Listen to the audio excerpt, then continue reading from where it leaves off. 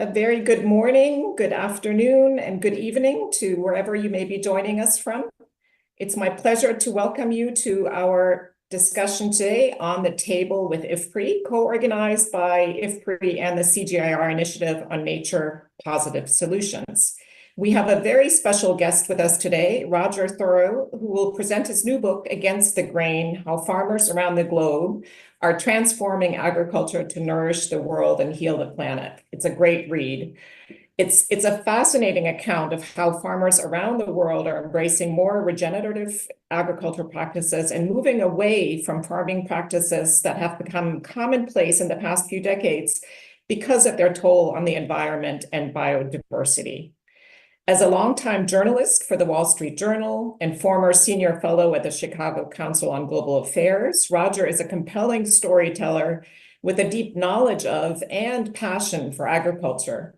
His 3 previous books examined why chronic food insecurity, hunger, and starvation continue to persist in a world of plenty, highlighted the importance of nutrition during a child's first 1,000 days, and addressed the challenges facing smallholders in Africa. After his presentation, we are pleased to feature comments from 4 food system experts, including a farmer and a private sector voice from Kenya, and we'll also be hearing from 3 researchers from across the CGIAR. We're really excited to hear from all of you. To participate in our Q&A session later on in the seminar, please submit your questions on ifpri.org, Facebook, LinkedIn, YouTube, or by using hashtag AskIFPRI on X. We're also going to be running a few live polls to keep this as interactive as we can. And we're going to kick off with the first one. So could I ask all of you to please let us know where you are joining us from. And you can scan the QR code that is up on your screens right now. And then we look forward to seeing who's with us today and from where you're joining. So we're going to move on to Roger's great works. I see some of the responses coming in here. South Africa, Kenya. Let's see if we can get a few more to jump in here. We'll keep it open for a little bit. Roger, we're going to turn to you next. So given this new book, Against the Grain, where you talk about how farmers are transforming agriculture to both provide for food, but also heal the planet, tell us a little bit what motivated you to embark on this book in the first place. Yeah, well, thank you very much, Charlotte, and to all your colleagues at IFPRI and CGIAR. Really appreciate you putting this together. I can imagine the logistics challenges that this entails of bringing people together from around the world and all different time zones. So thank you to you for your interest in this, and thanks for your great introduction and summary of the book. I really appreciate it. And thank you to everybody who's joined from whatever time zones you are and whatever time of the day it is. I really appreciate it. And yeah, so this book, Against the Grain, is the culmination of my reporting over the past 2 decades, basically, a little more, with the Wall Street Journal and the 3 previous books, as you mentioned. And all of those books are about how, in addition to much of my reporting with the Wall Street Journal, the latter part of my career there, all of them and all this reporting is about how hunger and malnutrition continue to abide and persist in our world today, and what determined innovative people are doing about it. So really a strong focus on the farmers of the world, particularly the smallholder farmers and indigenous farmers and family farmers of the world, the 500 million or so of them, that are producing the bulk of the food in the world. And so, including the people that are doing things about it, the farmers, and including IFPRI, CGIAR, all your research and studies and policy recommendations and everything have been marvelous. And many of you today on the call that are also involved in this. So again, thank you for all. Goes back to the Ethiopian famine of 2003. It was the first famine of the 21st century, of this new millennium of ours.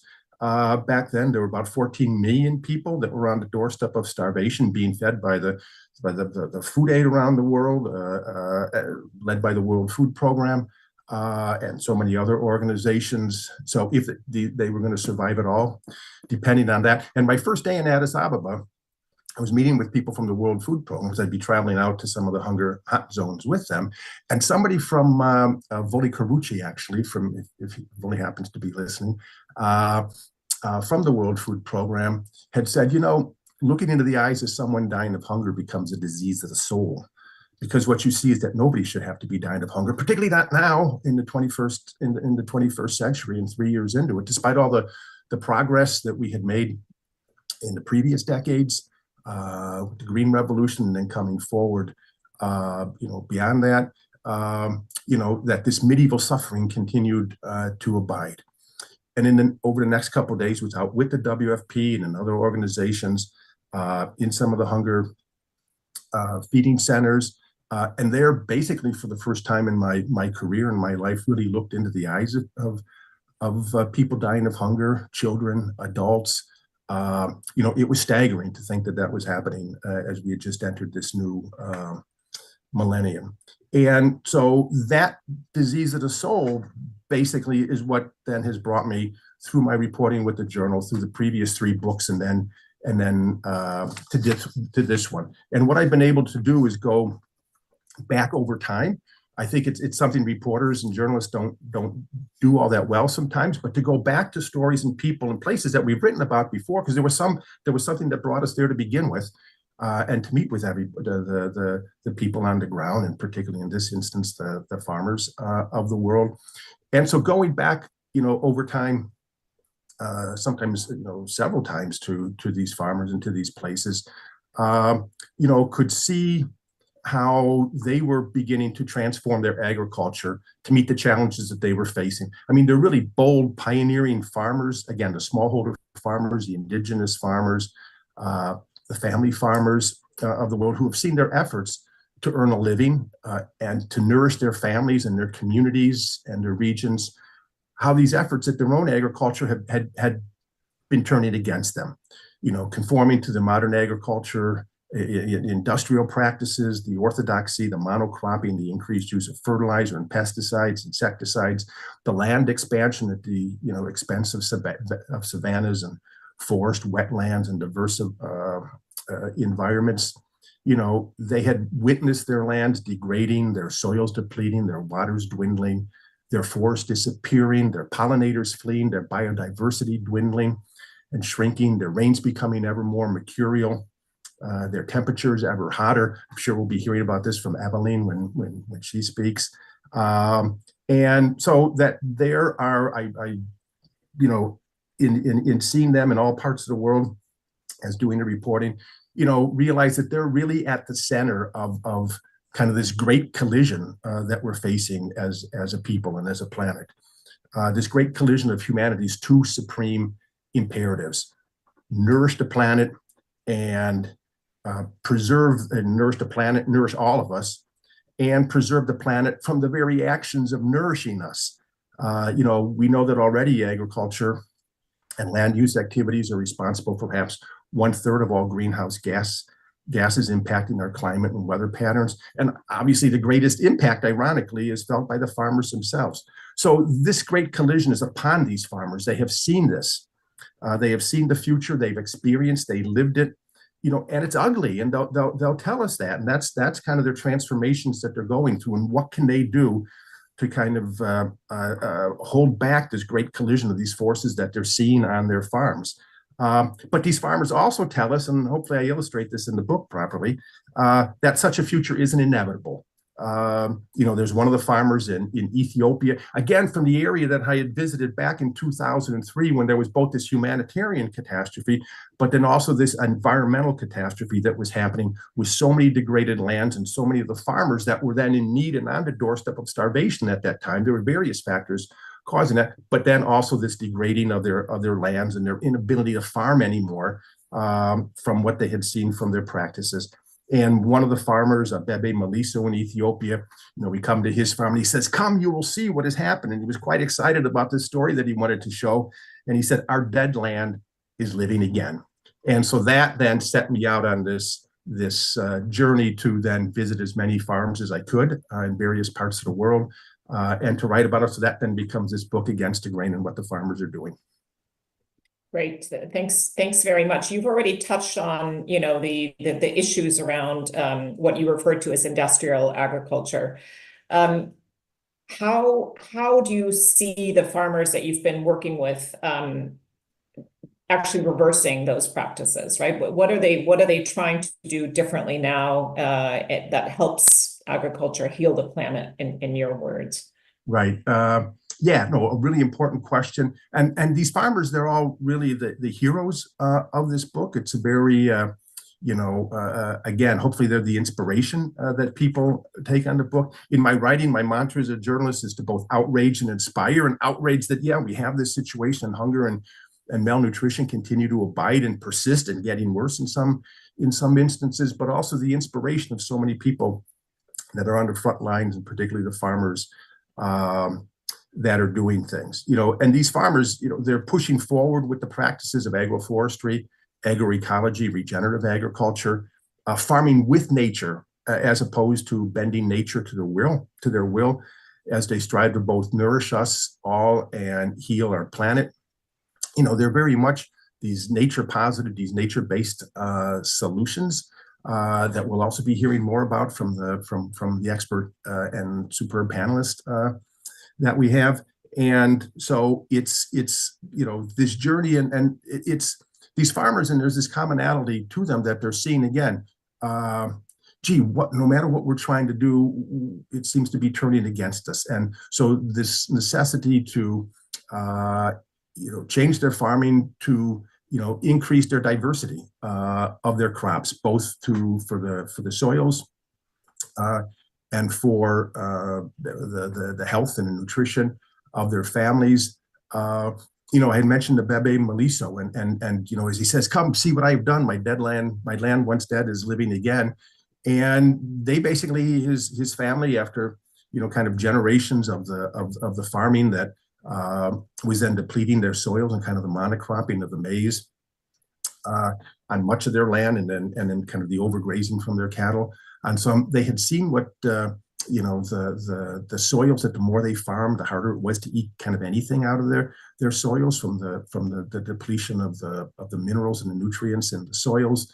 And so they basically had to move off their farm. And what the WFP, the World Food Program at the time, was seeing that, my goodness, as they were going about and feeding these and bringing food aid to these 14 million people, and most of them are farmers, that horrible, oxymoron of hungry farmers, and this cruel irony of the world that, the hungriest people in the world are farmers. The majority of people receiving food aid in the world are farmers, and kind of that awful irony of that.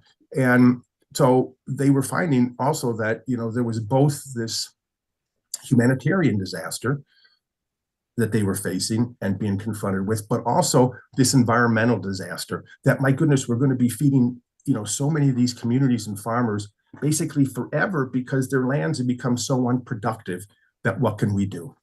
So they then start, a number of environmental practices, along with many other international organizations and the Ethiopian government. And so Abebe and his family basically have to stop farming on their land. And what they do then in the meantime, with support again from the government and the WFP and food for work programs and things, they begin the restoration with the terracing, with the terracing of their lands. So it will hold water instead of the water running away. The little wooden construction and things that they do, again, to hold the water. The water then seeps into the ground. As opposed to running away. Suddenly springs are reappearing, ponds are forming that they hadn't had before. You start seeing the grasses, the bushes, eventually the trees, the pollinators return. They then begin, and on Abebe's farm, it's this marvelous, remarkable, just diversity of kind of the kitchen garden that he has with some vegetables and herbs and spices that he's growing. And then, on the terraces and the various plateaus on his farm as it kind of slopes down to a river, a little stream at the bottom, he's planting, a whole variety of vegetables and then row crops as well. He's bringing the trees in. He's using, that are counter-cyclical, that the leaves are falling as the crops are coming up to protect the soils from evaporation and erosion. And then how the breakdown of the leaves and everything then helps everything under all the microorganisms that are so great allies of agriculture. He's got fruit trees planted all around the hem of his lot. And so there's this great this great diversity that he has. And, again, farming very much with nature. And again, this is advice from the government, from various organizations, from all the research that you've done, from the extension agents that are coming by and assisting, but also his own curiosity. Because I said, gee, this must be, really labor intense to do all this diversity. And I understand, that your thinking behind it. But gee, how about, what about, putting all this in maize, for instance? Wouldn't that be simpler and more efficient? And he looked at me very quizzically as if I was mad. And what am I talking about? And he said, now, why would I do that? That's what we did that had brought us to this stage. And he said, so I need to keep an open mind. They're asking questions. These farmers are really asking questions. Each of the chapters in the book begins with a question that the farmers in these various places of the world are asking.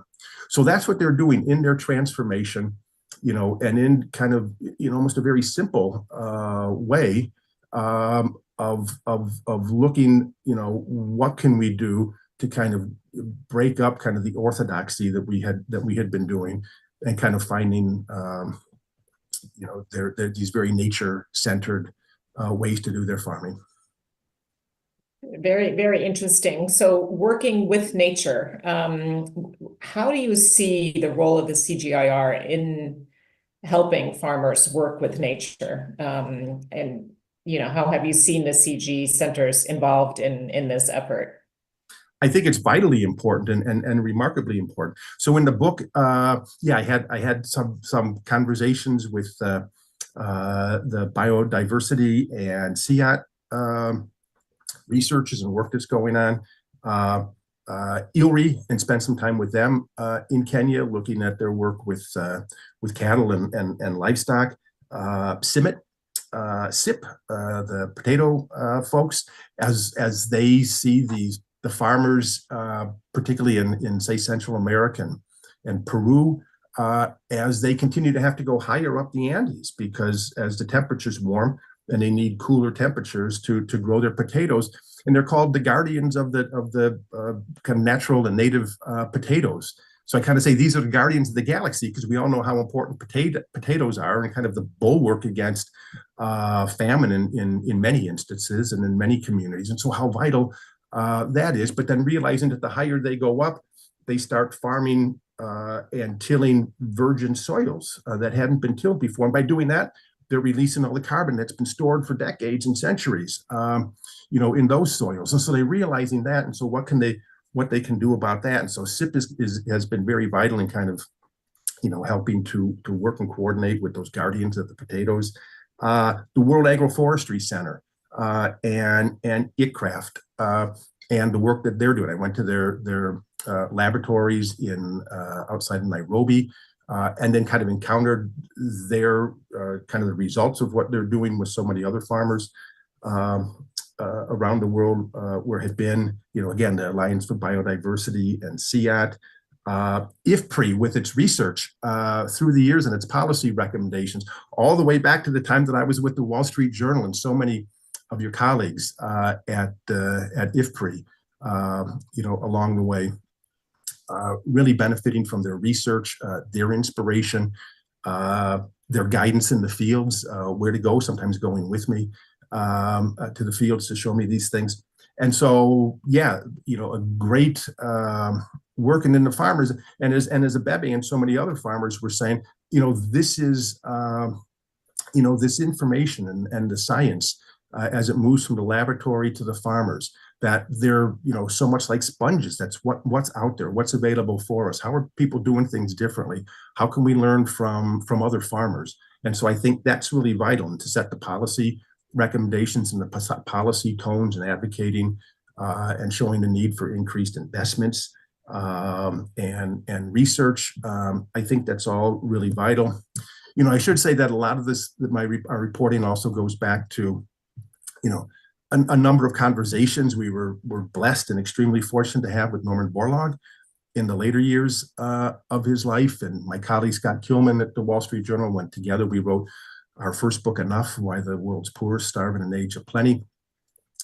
And Dr. Borlaug, by that stage, by 2005, 2006, he passes away in 2009, was becoming quite, frustrated and animated with, that he could see the unintended consequences of, the Green Revolution, of, recognizing that, a lot of the fertilizers, the pesticides, the insecticides were introducing a new form of pollution to the world. We can see that in the United States with the dead zones in the Gulf of Mexico and the runoff from the fields in the Mississippi River, and then carried down. What was happening to the water levels as irrigation methods increased. All vital then to obviously increasing the productive capacity of farmers, and meeting the prime aim of the Green Revolution of increasing production and increasing the income and livelihoods of the smallholder farmers,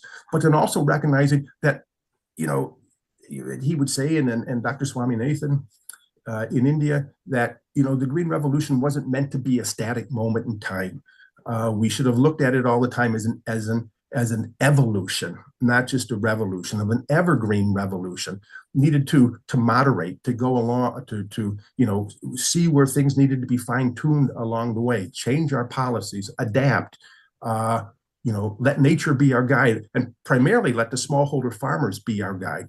So it's been said that among his final words were, "Take it to the farmers." I was talking to his daughter and granddaughter about that, and others that were close to him at the time. And it was like, take the science to them naturally, that he was always big on, but also take heed from them, take their advice, learn from their wisdom and what they're doing. And so that's what I tried to do then in this book. So it becomes a culmination of all of that. So in all this, yes, the role of IFPRI, the CGIAR, is vital, and particularly, being this bridge then between the science and kind of what's going on in the minds of the researchers and in the laboratories, and in the work of the farmers, that they're really eager to have. And these questions and listening to them is so vital, and the wisdom that they have. So yeah, that's really interesting. Norman Borlaug actually already, when he accepted his Nobel Peace Prize, indicated that, the Green Revolution had huge accomplishments, obviously, but he did point to the fact that there were environmental issues that had to be addressed. And the other major point he made was that not all smallholders are actually benefiting from the Green Revolution in terms of enhanced livelihoods. So I think really important points there that you're making. I'm curious to know where our audience is joining us from. Let's see if we can take another look at that now that we've heard from more of you. Okay, so it looks like a pretty good mix. We even have the individual state, U.S. state of Iowa joining us, the birthplace, of course, of Norman Borlaug. Exactly, and I went to school at the University of Iowa. So there you go. not an ag school, but famous for writing. So I guess it's done some help or contributing to. I also want to say, Charlotte, you're absolutely right in Borlaug's kind of looking ahead, and even in his Nobel acceptance speech. He was warning about, we can't let complacency set in, because if we don't, kind of keep adjusting and advancing this and bringing these benefits to all smallholder farmers and all farmers in general, and if hunger and malnutrition continue to persist as they have, he said, we will be guilty of criminal negligence, which is the burden that humanity, which is a burden too great for humanity to bear. And so, again, that's the stage that we're at, where we're at. He was seeing that, certainly more, and focusing on that towards the end of his life and kind of railing against these things as he spoke. So these prophecies then coming to fruition and what we're seeing. And so, it's this continuation. So you kind of ask, so where does this book come from? It's this continuation of everything, and kind of very much inspired by all the work that you all are doing, both in the research centers and in the labs and on the ground, and to work with the farmers. So.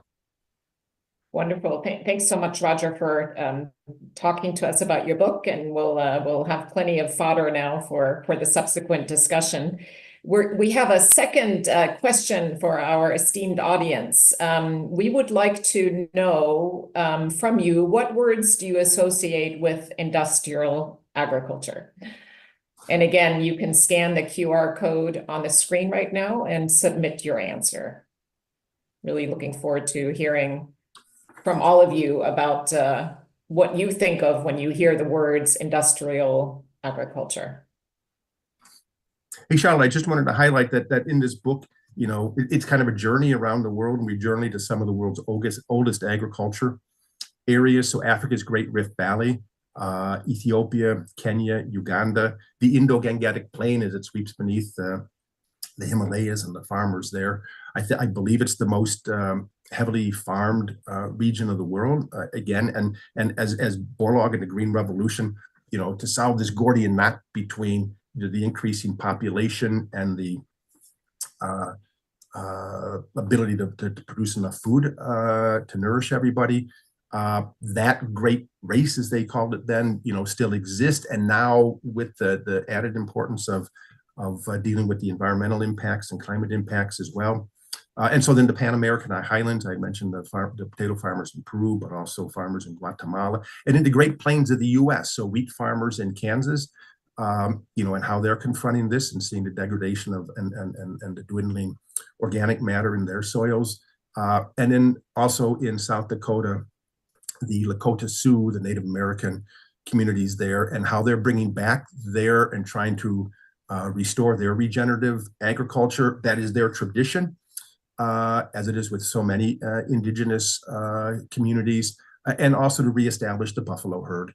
And as they say, all the wisdom comes from the buffalo as kind of the great exemplars of regenerative agriculture, and how the buffalo, how their very nature of grazing, that they leave grasses and whatever they're consuming and grazing on, they leave some behind. They don't graze to the nub and to the soil, but they leave some behind for other animals, for it to regenerate.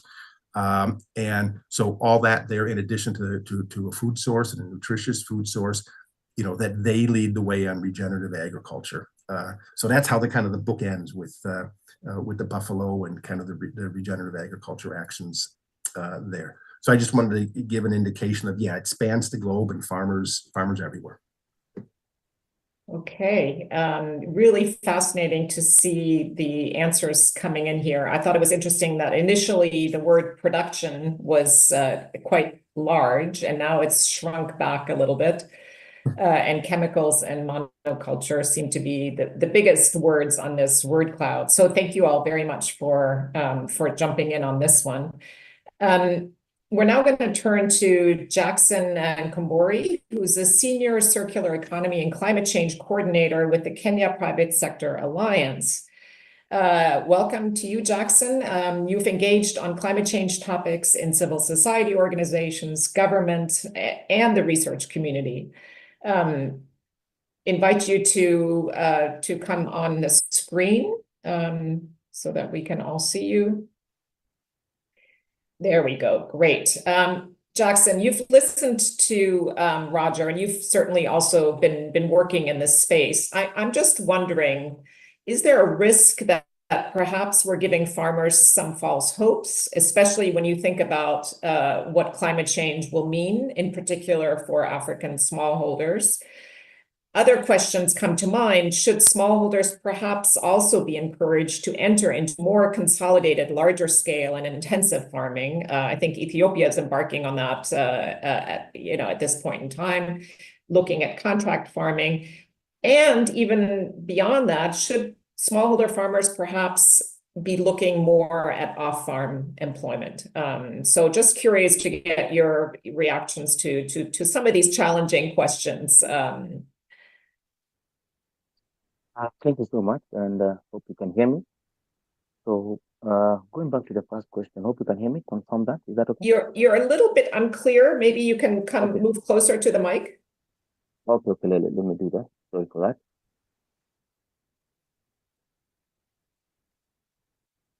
Hope you can hear me now. Is Yes, it okay? perfect. Perfect. Yeah. Sorry for that. So maybe going to the first question is, which is a very interesting question, or coming from the discussion is whether there is a risk that we're giving farmers false hopes, especially when it comes to climate change. And it's true. Within my area and line of expertise as the senior climate change and circular economy coordinator within the Kenya private sector with a background in agriculture and climate, I do believe, yes, there's a significant risk of giving farmers false hopes with the impacts of climate change, which are not fully understood.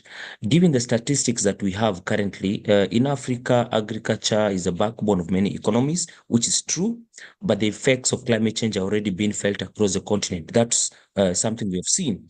And according to the Food Agriculture Organization, statistics show that 60% of the world's uncultivated arable land is in Africa. And also to compound that, we have seen that 95% of Africa's agriculture is rain-fed. So this makes it highly vulnerable to climate variability and change. And putting that in perspective, we are actually calling for more movement towards agriculture that is not rain-fed, because we have seen most of the farmers depending on that. And in Kenya, the risk of giving farmers false hope has been at a high risk, speaking from a Kenya perspective, putting in mind that agriculture contributes about 26% of the GDP and employs over 40% of the total population. So in reality, what you have seen is that Kenyan farmers, especially smallholder farmers, who comprise 70% of the agricultural workforce, the lack of resources to adapt to climate change has exacerbated these risks. And while initiatives which are there to support them have not been fully effective, that's why we are seeking for more technologies to actually give farmers hopes. And also, we are looking into other ways we can be able to reduce this risk that they're facing. So that's my view on the first question. The second question, if I may go into it, that is, should smallholder farmers also be encouraged to enter into more consolidated large-scale and intensive farming, as you had said, or contract farming? In this perspective, if I give you two views, maybe from an African perspective, is that from an African perspective and going to Kenya, is that encouraging smallholder farmers to transition into more consolidated or large-scale and intensive farming or contract farming could be beneficial under the right conditions. I want to stress under the right conditions, putting in mind that smallholder farmers in Africa typically have limited access to markets, finance, and technology, which also hinder the productivity and income potential. And moving to the Kenya perspectives, basically, is that Kenya has made strides, and we are known to be key exporters, especially when it comes to tea as one of our key products. And remember, our main staple food here in Kenya is maize. So in Kenya, the debate on whether smallholder farmers should engage in large-scale farming or seek off-farming employment is something that is still multifaceted, and we are trying to work around these nitty-gritties. And also, we have been compounded by issues of labor force. Most of the young generations, people, we are seeing as part a movement from rural to urban migration, which is leading to the reduction of workforce in the rural areas. So this is something we're working around and trying to make agriculture more fashionable, especially to the younger generation, whom we are seeing as untapped labor force. So in reality, or in conclusion, is that both strategies have merits and demerits in terms of either we seek off-farming employment or not. But in reality is that we need to ensure that the smallholder farmers get value for money. And what we are missing right now, and in respect to the launch of this book, is information. What we need is more information. What we need is more creation of awareness in terms of cutting edge technologies that are out there in terms of agriculture, and trying to move Africa from depending on rain-fed agriculture and depending on chemical fertilizer and moving into organic fertilizer, because you have seen the pollution aspect that this one brings. And also maybe moving forward, trying to embrace hybrid cultivars, which can be able to take a short life cycle and produce more within a short space. So I think this is something we need to look at. And basically, we need to remember that 60% of the global world arable land is still in Africa. And scientists project that if we take advantage of these 60% of arable land in Africa and make sure that now we integrate what we call irrigation and maybe take advantage of it in planting, we can be able to feed the world in the next 30 to 50 years if we are able to take advantage of Africa's remaining arable land, which globally is accounting to 60%. Thank you so much for that. Thank you, Jackson. Really an outstanding answer, I think, because you really address, I think, the complexity of the situation in Africa. And, you know, there's no one solution necessarily. It's kind of many solutions need to come together, and technology does also play a very, very important role.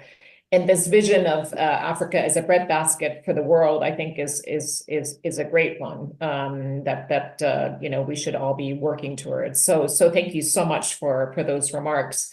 We're going to turn now to Wei Zhang, who's a senior research fellow with the Natural Resources and Resilience Unit here at IFPRI. She's been working for a long time on the intersection between agriculture development, nature and environment, and climate change. Wei is also the co-lead of a CGIAR research initiatives on low-emission food systems, otherwise known as Mitigate Plus. Wei, let's get you up on the screen. Thanks for being with us today. Could you help us sort of break through some of the jargon here? You know, I think we've heard so far agroecology, regenerative agriculture, nature positive solutions, and maybe a few other terms. How do these differ, both from traditional agriculture, but also from one to the other? Thanks for laying that out for us. Thank you, Charlotte. Yes, I'll try to provide a brief overview of these concepts, but by no means will be exhaustive. So traditional agriculture, they are typically farming practices that have been used and existed for centuries, often passed down through generations. These practices are typically small scale, rely on local indigenous knowledge, and closely tied to the environment and ecological context of a particular region. Agroecology, it is a holistic, quite integrated approach that applies ecological principles to agricultural systems. It combines traditional knowledge with modern scientific research to create sustainable and resilient farming practices.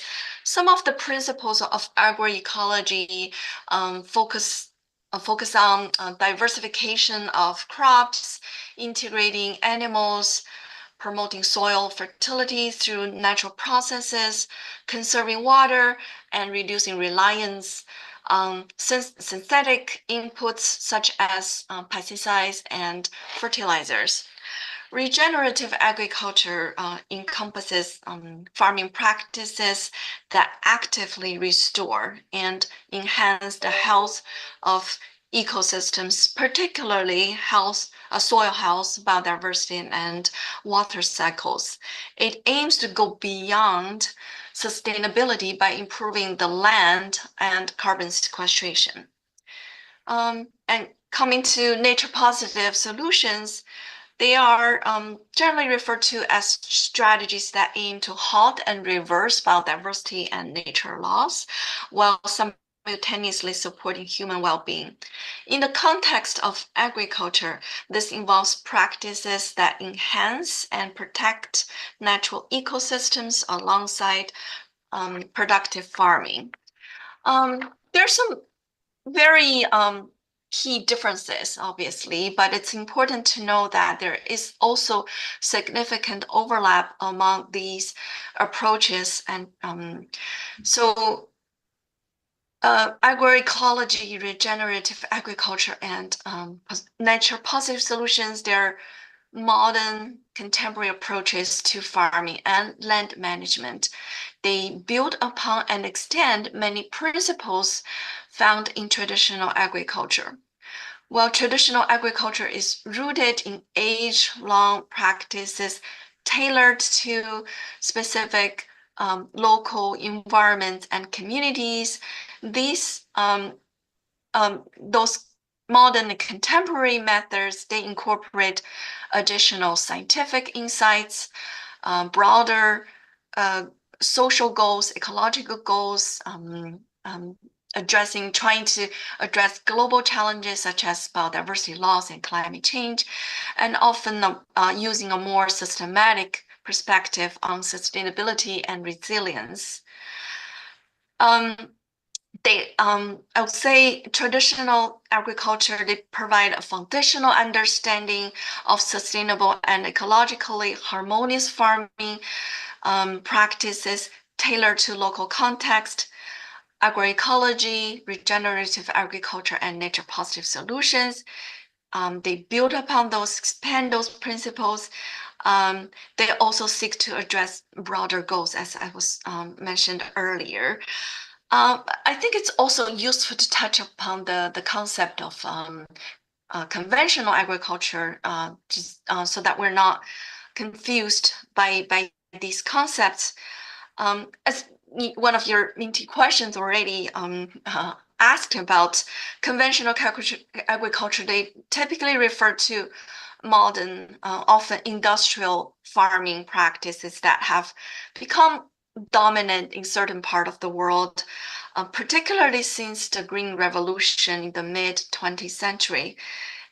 Typically, it focuses on maximizing productivity and efficiency, and often at large scale and at the expense of environmental sustainability.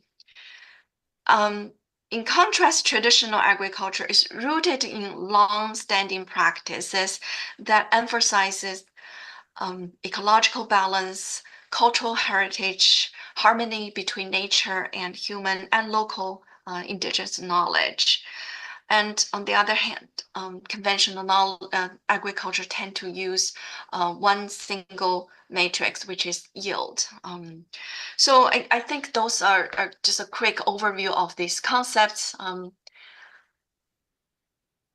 Great. Thank you, Wade. I think that's really, really useful to sort of set forth the similarities, but also some of the differences between these different approaches.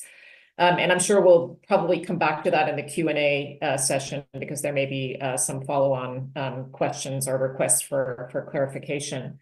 We're now going to literally go to the farm, where we have Evalyne Okoth with us. She's a farmer in Kisumu County in Kenya. Evalyne, it'd be great for you to come onto the screen so we can all see you. She's joining us, I believe, from her farm today. And Evalyne has been is involved with the CGIAR initiative on nature positive solutions. Are you with us, Evalyne?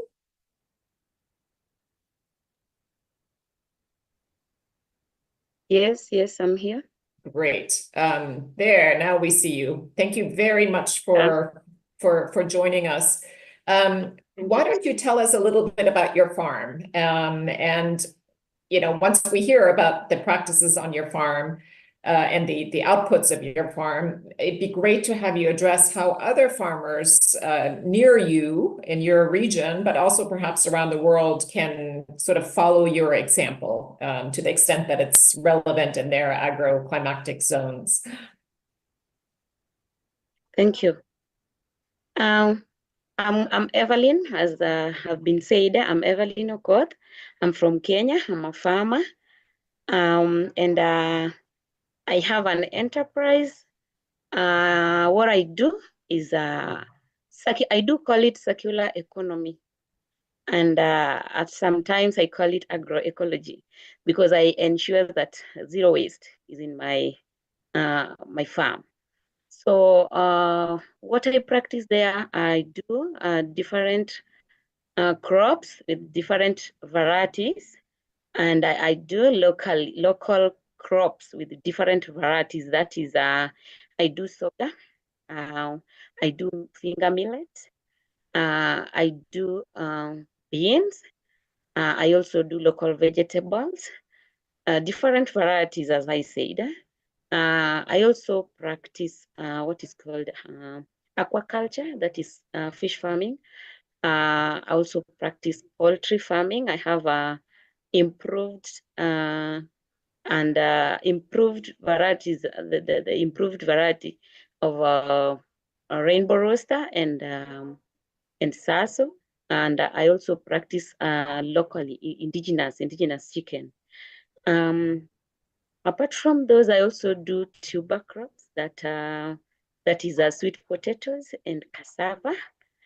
And on top of that, I practice what is called vermiculture, the rearing of the red regulars, the worms, for to feed my chicken and also my fish. Yeah, so I call my farm as a learning site, though it is not well equipped, but it is helping the community because they are coming and learning from my farm.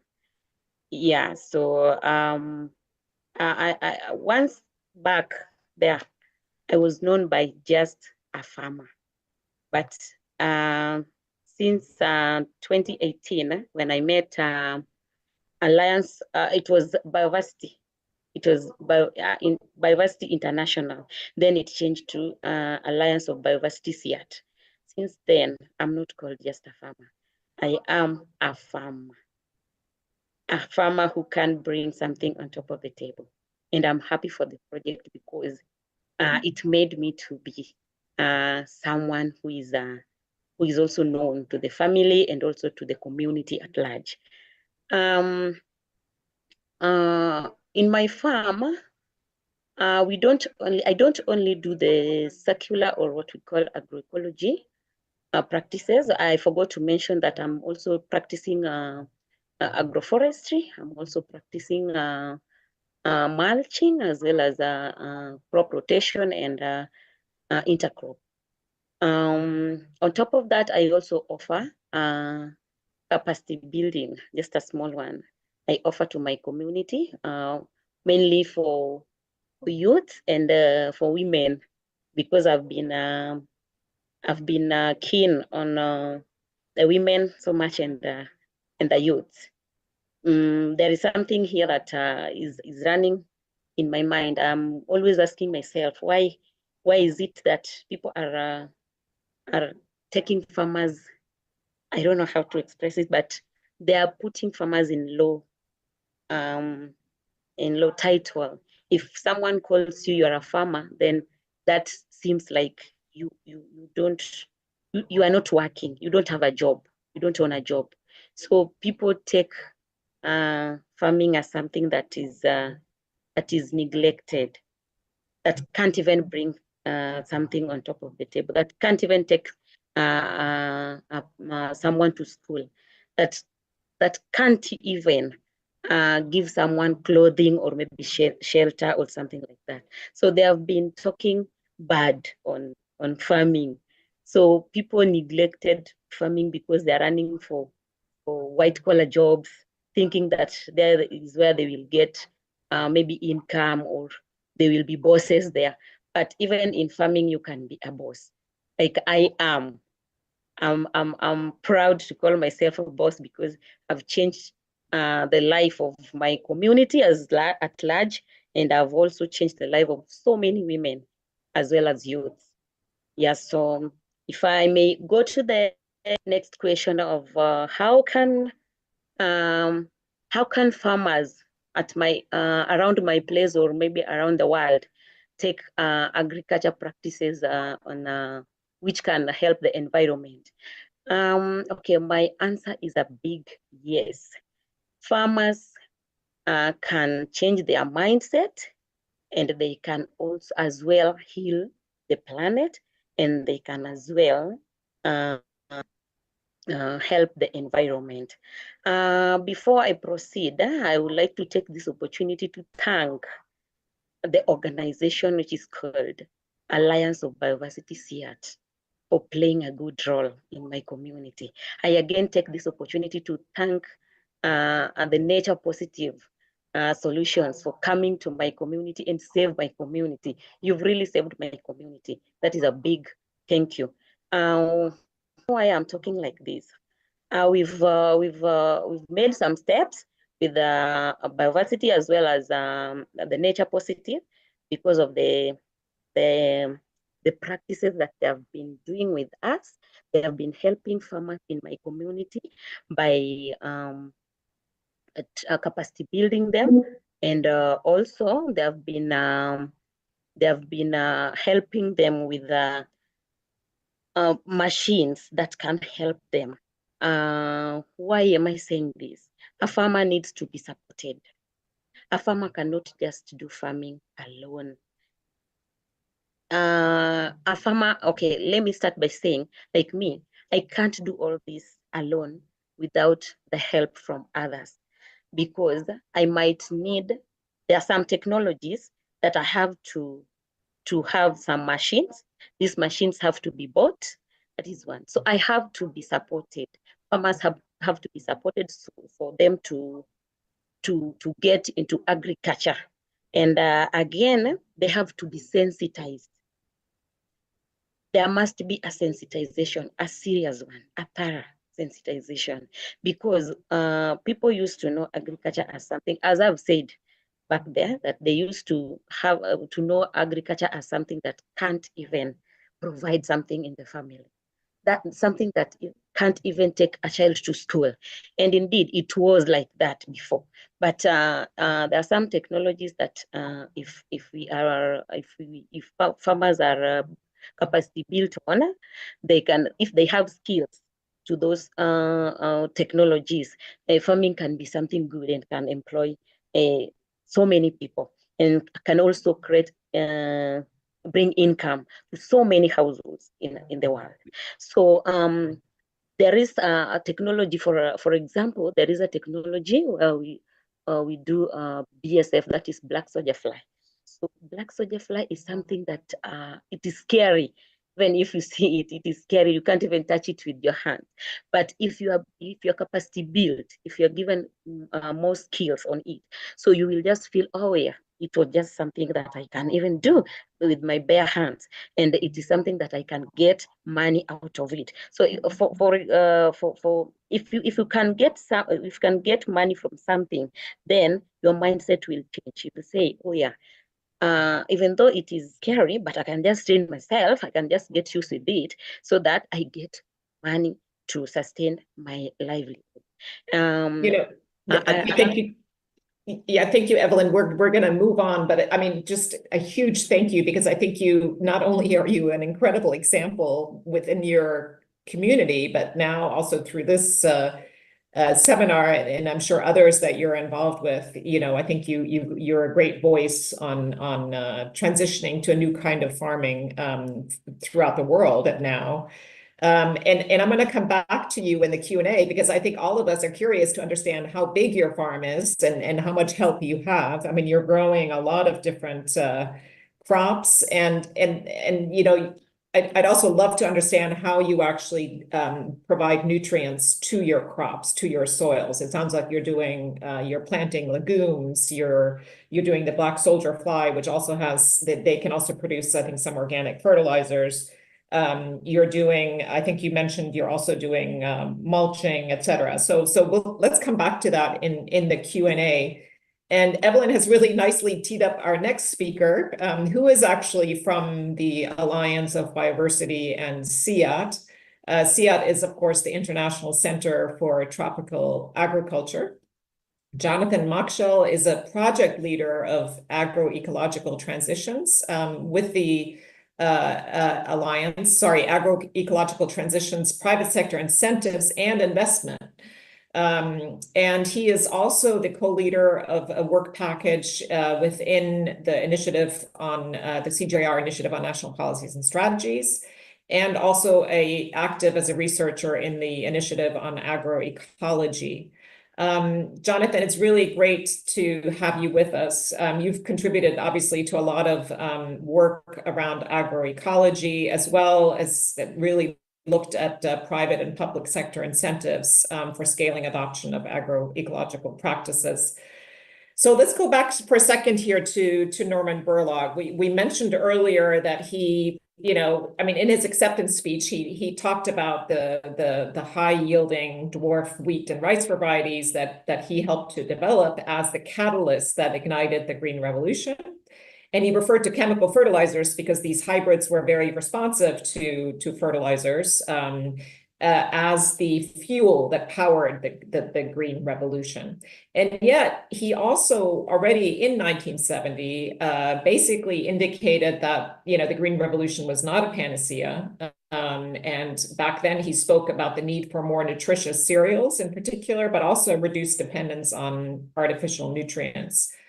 So he in his acceptance speech, he also spent a lot of time talking about the then CGIAR research centers that were in place and that played also a pivotal role in the Green Revolution. So could you just, very high level, walk us through the evolution of the CGIAR in this transition from, the exciting work that was done on the Green Revolution, and how then over time, we've had to address some of these unintended consequences of the Green Revolution. Many thanks, Charlotte, for this kind introduction, and also to contribute to this discussion, particularly to Roger's book on this masterpiece, which I find very timely. And coming back to your question, to start off, it reminds me of a text from Norman Borlaug's acceptance lecture, where he mentioned civilization as it is known today could not have evolved, or can it survive without an adequate food supply.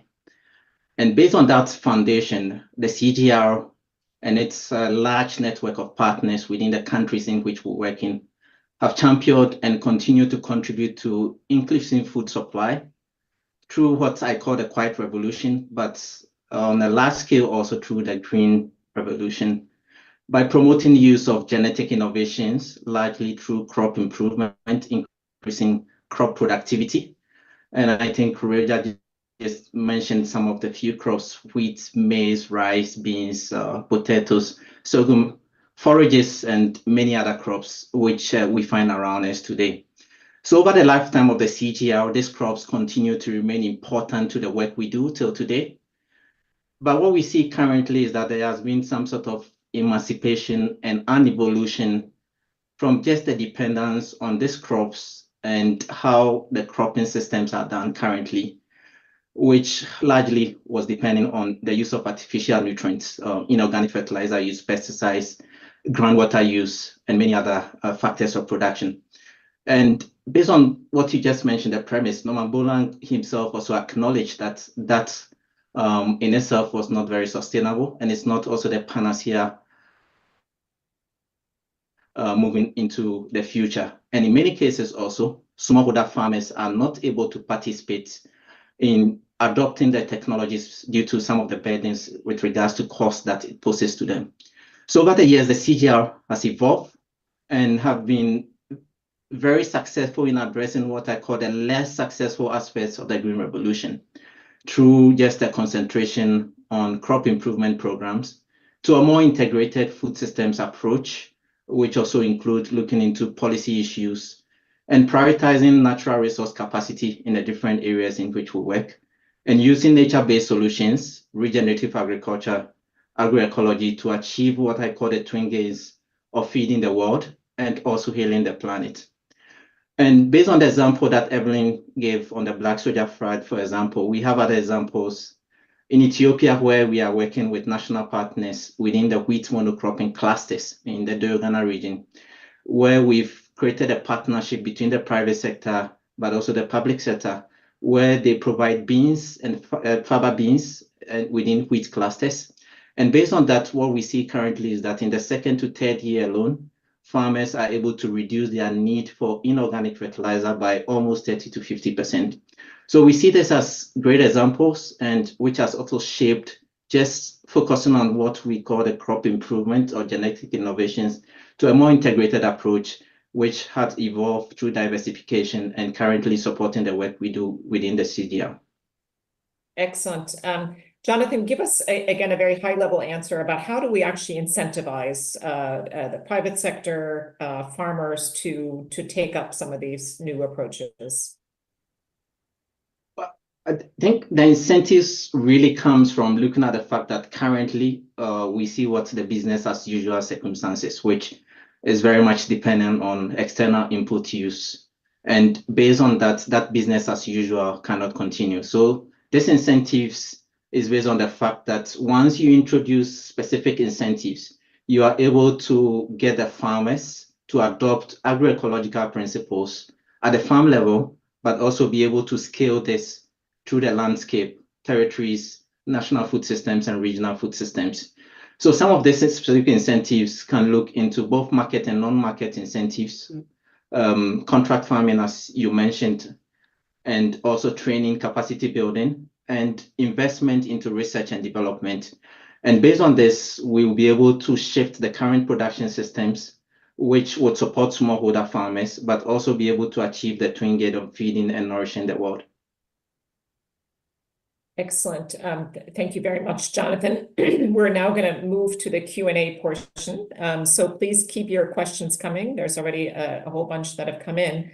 But before we do that, we have our last poll here that we would like to get your input on. And the question this time is, what is needed for sustainable agri-food systems? What do you think of in terms of requirements to get to more sustainable agriculture and agri-food systems? If we can get the poll up for this final poll, then you can scan again and submit your responses.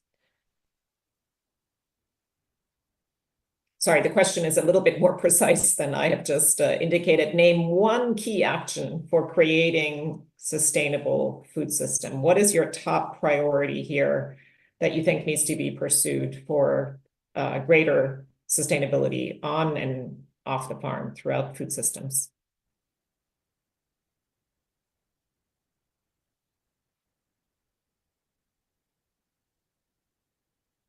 Repurposing incentives, that is something that Jonathan just addressed. Political buy-in, I think Evalyne talked about changing the mindset of farmers, but I believe she also said money and resources will help that changing of the mindset. Political will, that may be more directed towards political economy and whether politicians are willing to support more sustainable food systems. Very interesting. A greater regulation of corporations and capacity building, right? That's also come up several times. These practices can't simply be, even though they may be in part based on long-running traditional and indigenous practices, we still need capacity building to help farmers take them up. So very, very interesting. Policy environment change, that's certainly something that we believe at IFPRI is very important.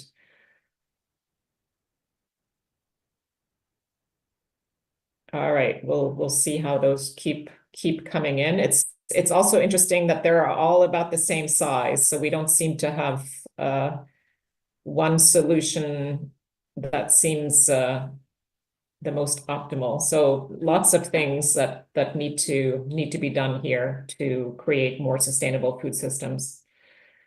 All right, thank you very much. So let's move to some questions. I'm going to start with with Roger. Could you address how you view the role of biotechnology, GMOs in addressing hunger. And this is actually a question from Iowa. Brian Foster is asking the question, and he believes that basically biotech has given us tools to reduce soil erosion and maintain yields. What's your take on that? And is it a relevant technology for the kind of farmers that you're portraying in your book?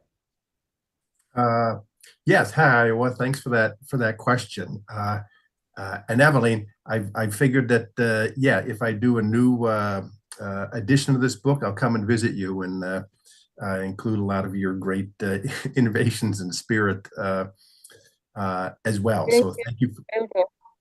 Thank you. Thank you. And thanks to everybody and their great thoughts. Yeah, I think biotechnology, particularly, as he mentions, in terms of, strengthening soils, and certainly the microorganisms and things underneath. The efforts then to, reduce the threats or manage the pests, the diseases. So I think there's a place for that. In the very first book that Scott and I had done, we figured that, I mean, the on biotechnology, that a lot of it depends on, and a lot of it should be left up to the countries themselves and the governments in those countries to debate that with the farmers, with the scientists, what's needed here. And so kind of the corporate side of that, when you use kind of that technology for, rounder tomatoes or redder apples, their capacity to, have the pesticides or insecticides or things,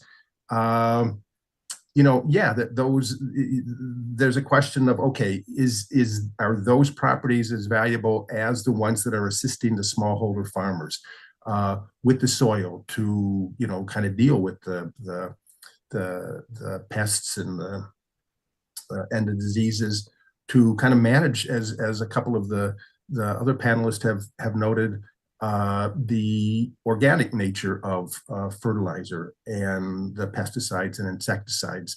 And so I think, there's a place for it, but primarily as it is there to, impact the smallholder farmers. And as I've talked to the farmers, a number of them have said, they're kind of interested in what are the best practices in the world, what's being done, particularly on, as Jonathan referred to a number of times, and others, and kind of the theme of the book, how to both nourish us all, and nourish their families and the communities, and heal their land and their the greater planet. And so if those are our twin goals and capacities, what can all these technologies do to advance that? And I think that's what farmers are really interested in hearing about and receiving, and Evalyne had mentioned this, and what they can share with each other. So as more hands-on that is, as opposed to something that is more available to kind of the bigger farmers, more elite farmers, but what's really available and beneficial to the smallholder farmers. Again, so the focus on that, I think, is a good guide to kind of sorting through all this. Yeah, thanks, Roger. Wei, can I ask you to come in on this as well, maybe very briefly on biotechnology, but more generally, because I think you spoke about some of the, I think you spoke about, which one was it? I think the regenerative agriculture. Agroecology. You essentially said it's building on traditional knowledge, and it's incorporating some modern ideas and principles. So what kinds of what we think of as modern technologies? I don't know if irrigation is considered modern or not, but along those lines, how do you reply to this question of, well, is agroecology, how does it deal with technology? Does it incorporate technological solutions? Yes, I'll try my best. Yes, I think some of the examples of incorporating new science insights, for example, animal feed, production of selection of varieties for animal fodder. They, some of those build on traditional knowledge, but for many reasons they were not adopted, or the species was never brought into production at scale. Then the new sciences, with more evidence, try to bring those knowledge back. But genetic resources and crop breeding are another good examples. So in fact, in Roger's book, there is a good example about this fodder grass cultivation that really helped with animal nutrition, but also methane production, methane emission from the cattle. But coming back to the biotechnology question, as previous speakers said, there's no silver bullet for all these interconnected challenges. So I think we really need to have an open mind. We need a toolbox of all kinds of solutions and options. When it comes to biotechnology, there are evidence that when applied properly, they can offer environmental benefit through reduction of chemical inputs and saving in labor as well. So I think we need evidence, we need context evidence, and not to be very fixated on any particular solution, but rather looking at a broader set of tools. That's really great, that way, the open minds, right? That we need the questioning and looking at things differently. And Bebe and kind of all the farmers mentioned that, and Evalyne. And as you said, I mean, these technologies, biotechnology included, that how do they enhance these traditional practices and values? And how do they enhance and adapt kind of the capabilities of the smallholder farmers and indigenous farmers and the small family farmers, and with that kind of as the prism and the guide and their vision, and again what they need and how they would put these things to use. And also then on the nutritious front, how does that, how can this technology also then enhance the nutritious value of the foods? And Charlotte, as thanks for mentioning that was also so prominent in Norman Borlaug's minds, the nutritional value of the food that's being produced, that it's no longer calories. We've shifted from the notion of feeding the world to nourishing the world, and I think that's really beneficial with that notion on nourishing. So as all these new technologies really prioritize and keep that in mind in the forefront. Great. Yeah, no, thanks for adding that, Roger. Let's go back to this topic of incentives. Jonathan, an interesting question and a timely question has come in from an anonymous questioner. We've heard a lot about, there's been a huge journalistic, in fact, Roger, your former fellow colleagues were probably involved to some extent here to sort of look at some of the carbon sequestration, carbon offsets, and their first conclusion seems to be, a lot of this is really greenwashing, and things are, we're creating a market on things that are not necessarily leading to real carbon sequestration. So how do we address this challenge when, in fact, agriculture can be regenerative, as we've just said? So that's a question for you, Jonathan. And maybe along with that, let me throw in another question, which is, as we get folks to think about these more agroecological principles on their farms, can we at the same time also help them address the climate change challenge, or do we need sort of, does that need more capacity building, or is this sort of a 2-for-1? Over to you, Jonathan. No, great. Those are really excellent questions. So on the first question, yeah, that's it's kind of a major concern with some of the schemes we have currently. So the carbon credit, for example, being one of them, or payment for ecosystem services. And with all these examples, the difficulty is that sometimes it's considered to be greenwashing. And in some cases, there is some kind of truth to some of the assertions based on the findings in terms of the payments that even go to farmers and how much farmers are receiving with regards to the total amount of funding that's coming through some of the schemes and programs. So I think the role of incentives in this case is that it cannot be a one-size-fits-all if it's just a cash transfer that's going to the farmers. How is that cash transfer going to the farmers, and what type of mechanisms are used to get that cash transfer to farmers if they participate in any of these programs? And for the case of the private sector or other organizations that fund or finance some of these programs, there is also the need to repurpose or reorganize some of the incentive mechanisms around the reasons behind that, and also improving traceability and transparency with regards to how those payments are made, who is receiving those payments, and also looking at the net benefit in terms of what the outcome of those programs are, and particularly in the livelihood of the people that are supported through those programs. So I think the first part is to repurpose the incentives in itself. The second thing is to improve transparency and traceability. And the third part will be to increase the benefit or the outcome of those programs to the beneficiaries. And the second part of the question with regards to how some of those programs, if farmers participate, would lead to improving their adaptability to climate variability. I think that's really the case, and particularly for regenerative agriculture, agroecology, we do see that there are quite some benefits based on the 13 principles of agroecology, or the different aspects of regenerative agriculture. If we look at improvement in soil health, for example, we know that through improvement in soil biomass, there can be an increase in the ability of the soils to serve as carbon sinks. And based on that, we are able to improve the climate or the macroclimate within the specific area. So I think for sure there is great benefit in farmers participating in any of these new ways of farming. Great, thank you very much, Jonathan. And I think we could have a whole session just on incentives, right? It's a very, very big topic.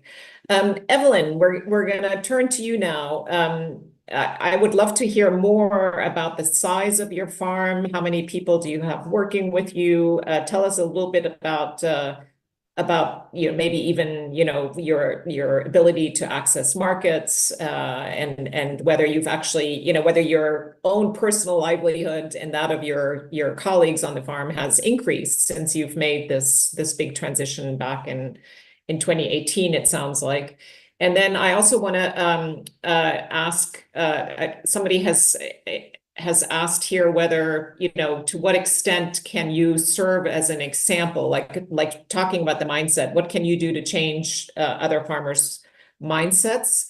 And then we have a question here from a good friend, Ken Quinn, of course, also very familiar with the work of Norman Burlog, and he is actually wondering whether you, Evalyne, or anybody else on the panel, or Roger, whether you cover this another, it sounds like pioneering woman farmer, Dr. Emma Naluyama, and her farm practices in Uganda, whether that's touched on in your book or whether any of you know her and what you think of her approach. So we'll start with you, Evalyne, and then see if Roger wants to come in on that last part. Okay, thank you once again. I'm sorry I lost it when I was trying to explain what Charlotte asked, but I'm so sorry. I'm back again, and I would like to share the size of my land. When I was starting with the Bioversity in 2018, I had a small land, like a kitchen garden that I was given by, I inherited it from my father-in-law, where I'm married. And slowly by slowly, I started doing farming as I started with the local vegetables. So I was just doing it as a hobby. I was not doing it as a business. But when I met the so-called project Bioversity, we started by crowdsourcing of the local seeds, that is sorghum and millet. So we did it, and later I realized that I should do it in a large scale. So I didn't just go to the large scale direct, but I found, I hired a land of a half an acre where I was doing my multiplication. I tried, and I got some seeds from that half an acre, though it was not enough. But I talked to Dr. Gloria Otieno, who talked to Dr. Carlo Fadda. I was asking for if we can be given a seed bank facility. And they told me that I should just go slowly by slowly. With time, they will find if they can get some funds so that they can fund us. So slowly by slowly, we got a seed bank in my community when I was in the process of continuing it with the multiplication. So when I sat down, I said that a half an acre can't be enough for a seed bank facility. Even if we're given a facility, then I have to find some more women to engage them in my community so that they can also start the seed saving. So I managed to talk to them, and I tried to convince them so that they can change their mind. So they agreed, and we started with them again. So when we started, each and every farmer contributed a farm. It was not in one area, but each and every person was doing it at her own home when I was assisting them on how to do it, because I was trained by Alliance of Bioversity on how to manage seed. So we tried, and in 2021, we got a seed bank facility on my to my community, and it was launched by Carlo Fadda. We started with 12 farmers, 12 women. And as I'm talking now, we are 25 registered members, with non-registered members who are now 39 in the community. So on that, those are just people who are taking loan, who are taking seeds from my seed bank, and they are returning back twice of what we gave out. But also engaging the aggregated farmers who are 83 now.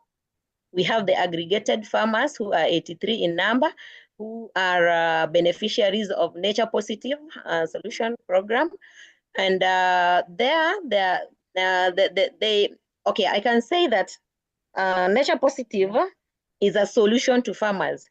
You can call it Nature Positive Solutions, but I do call it Nature Positive Solutions for Farmers, because right now they have managed to work with farmers who are agreed to aggregate their plots, small plots. They have aggregated the small plots to make one big plot in one place, which is 62 acres. That is 25 HA in size. So we are working with those farmers right now. Thank you, Evalyne. I'm sorry to cut you off. I mean, this is really impressive. Thank you for outlining that. I do want to get in a final question to Jackson, actually. Sorry, Roger. And Jackson, the question has to do with you made the point that some 96% of agriculture, or even higher than that, in Africa remains rain-fed. And that there is a need to pursue irrigation. But we have two people actually questioning your statement there. They're saying, isn't perhaps water management a better way to go, given that we have groundwater depletion as a result from irrigation? And then also, what you think about water harvesting systems, considering in particular that so many communities across Africa are also at risk due to flooding every year. So maybe a very quick answer from you, and then Evalyne has nicely teed up Carlo Fadda, who's going to wrap up our discussion today.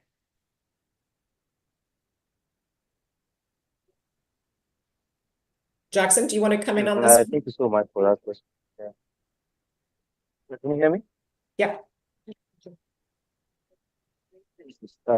Thank you so much. And I got the question right. The last bit was the issues of water harvesting and whether this can work in Africa.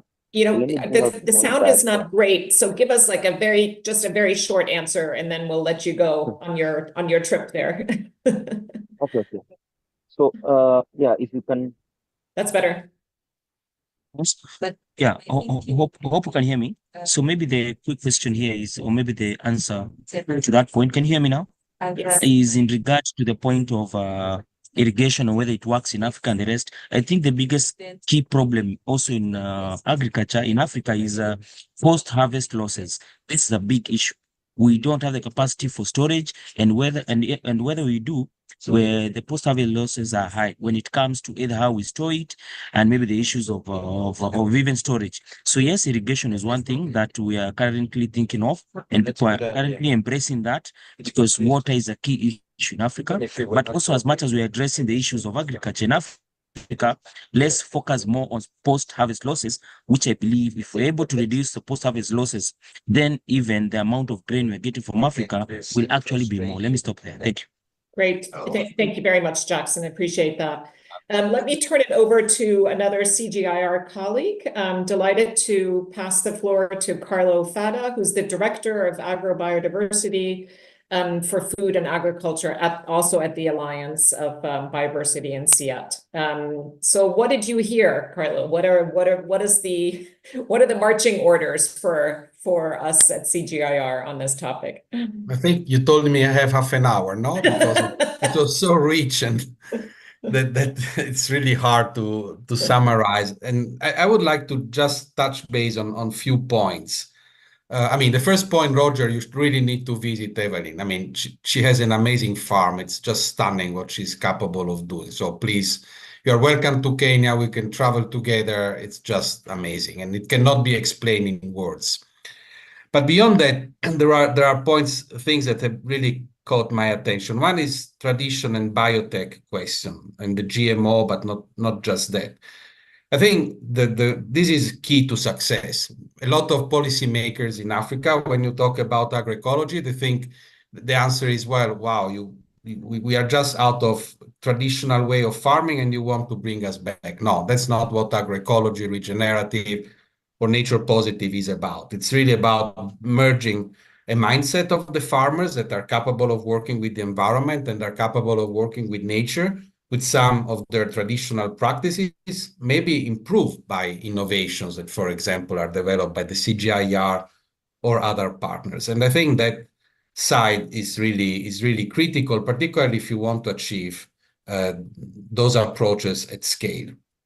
And so both are relevant, both are important, but in particular on the GMO, I would like to make a comment, which is not related to the technology as such, but is related to control of resources. Evalyne mentioned that now she has a community seed banks. We want the farmers to be in control of the genetic resources. We want the farmer to be able to choose which maize, which traditional vegetables, which beans they want to grow. We don't want them to be forced to buy seeds from companies.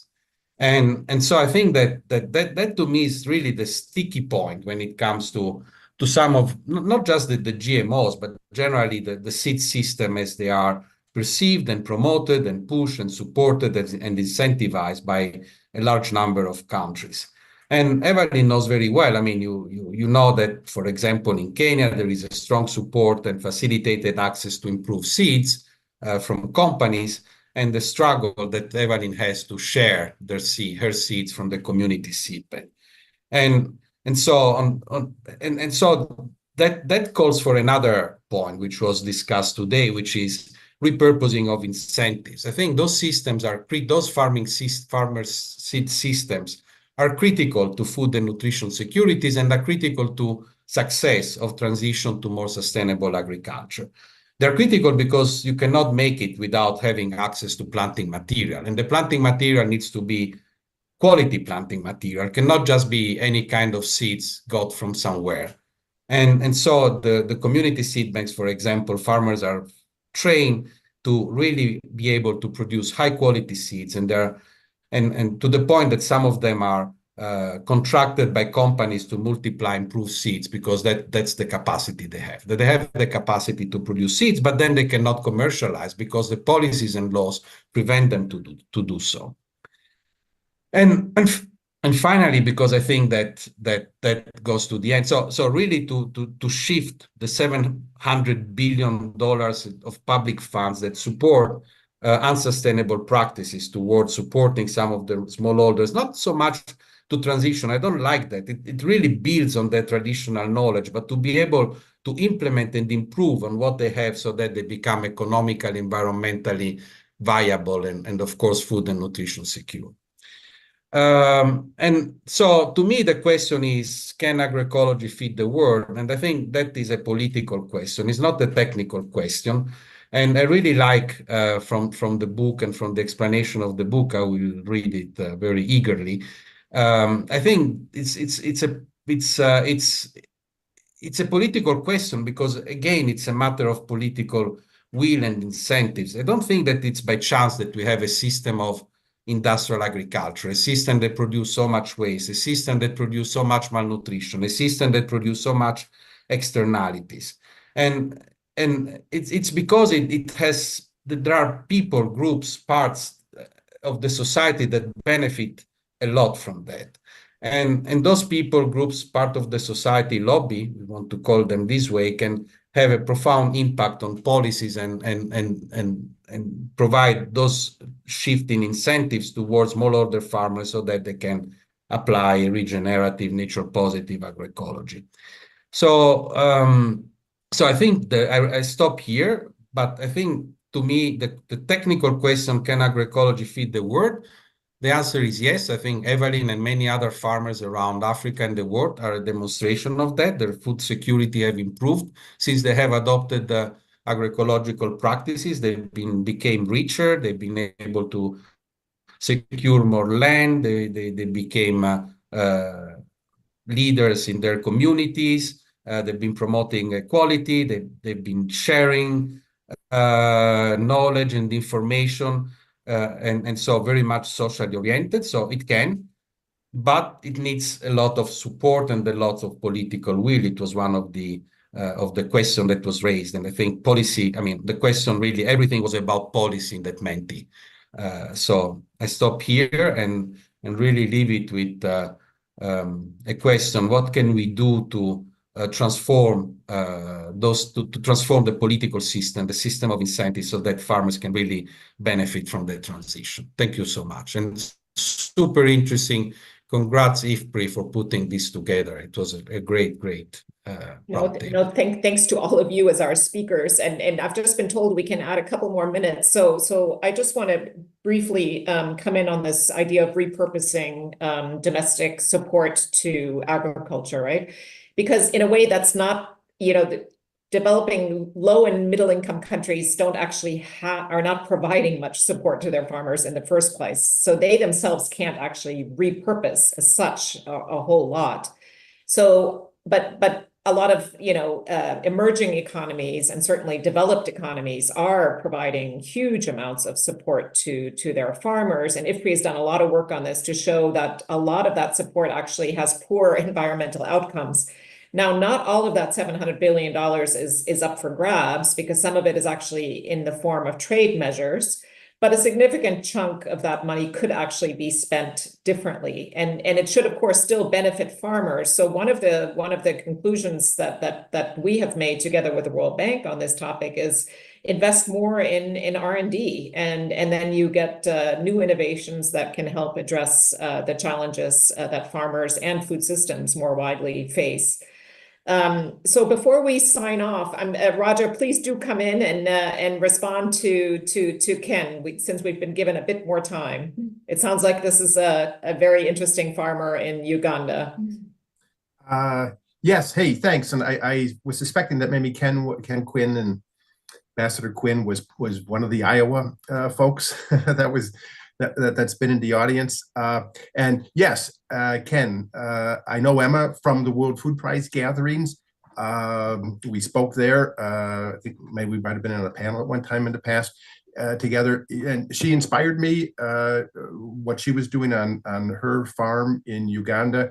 Quite similar, it seems, to how Evalyne was talking about her farm and the growth of it and the transformation that she's gone through. And so that very much inspired me to embark on this book and follow this theme. So her wisdom is like in the background of this. When I was in Uganda reporting the kind of Uganda section on this book, Evalyne was traveling abroad and just coming back into the country, and so we weren't able to connect, but we talked on the phone at that time. And so, yeah, she's there, her wisdom in the background, and certainly the wisdom of IFPRI and CGIAR. It's you know, there's pretty much nothing in this book that doesn't kind of flow from all the work that you're doing. I just want to say, Carlo, yeah, very good point that, you know, the why we have this system of industrial agriculture that benefits certain parts of the economy and politics, yeah, is spot on. And it's a political solution to this, and political will,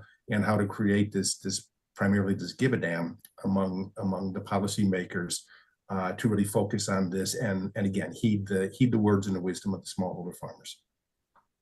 Great. So with that, let me thank very much our audience for all your engagement through the polls and your really good questions. I'm sorry we couldn't get through all of them.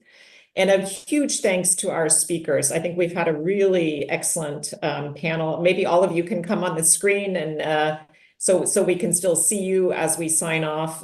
Really appreciate the clarity with which you've discussed these regenerative approaches and how they differ, the question of incentives, the important questions around policy. It's just been a really rich dialogue. And Roger, congratulations on your book. I hope you will continue to, outrage and inspire us on other topics. I think we can probably count on that. Yes. And let me briefly bring your attention to the next policy seminar that we're going to be hosting at IFPRI. It is a CGIAR BMZ event on agronomy and policy solutions for effective implementation of the African Fertilizer and Soil Health Action Plan, which was concluded this past May at the African Fertilizer and Soil Health Summit in Nairobi. So related certainly to this topic, the Nairobi Action Plan talks about increasing organic fertilizers, and it talks about also more judicious use of chemical fertilizers. So maybe we can continue this discussion a little bit also in that next seminar.